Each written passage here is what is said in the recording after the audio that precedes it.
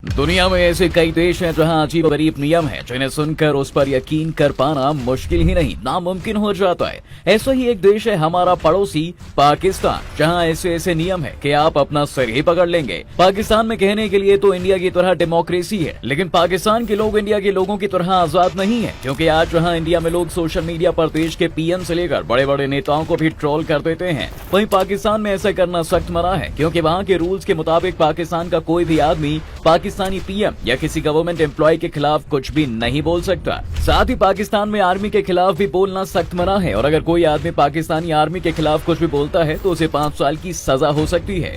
पहले ये सजा सिर्फ 3 साल की थी, लेकिन कुछ वक्त पहले ही इसे बढ़ाकर 5 साल कर दिया गया।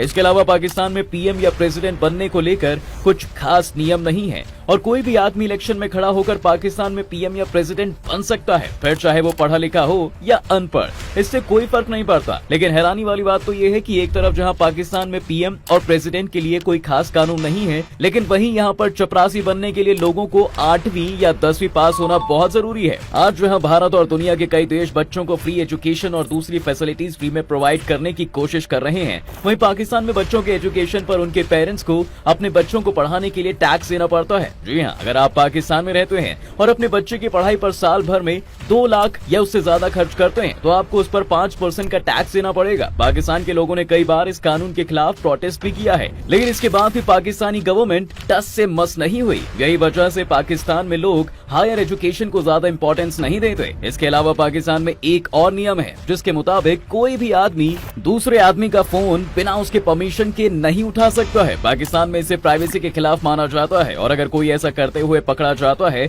और उसके खिलाफ एफआईआर हो जाती है तो उसे 6 महीने के लिए जेल भी जाना पड़ सकता है। यहाँ तक कि ये कानून हस्बैंड वाइफ पर भी लागू होता है। साथ ही पाकिस्तान में लोगों को मैसेज करने पर भी बैन है। ये नियम स्पैम मैसेज से लेकर बिना परमिशन के गुड मॉर्निंग मैसेज भेजने तक पर भी लागू होता है। ऐसा करने पर पाकिस्तानी गवर्नमेंट 1 लाख रुपए तक का जुर्माना लगा सकती है।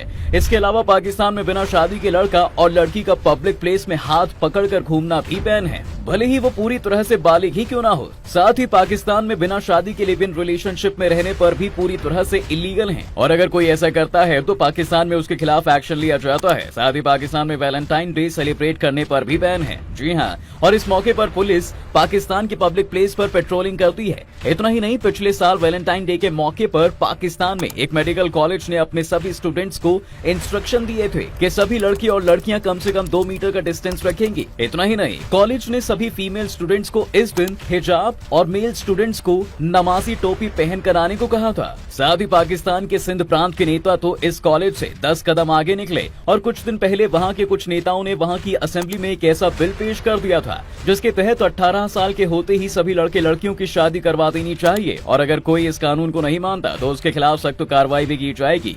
इसके पीछे उन पॉलिटिशियंस ने लॉजिक दिया था कि ऐसा करने से पाकिस्तान के बच्चों के खिलाफ होने वाले ऑफेंस को कम किया जा सकता है। साथ ही ये सोशल रिफॉर्म्स के लिए भी एक अच्छा कदम होगा, लेकिन इस बिल को पाकिस्तान के लोगों ने ही नकार दिया था। साथ ही उन्होंने इस बिल का काफी मजाक भी बनाया था।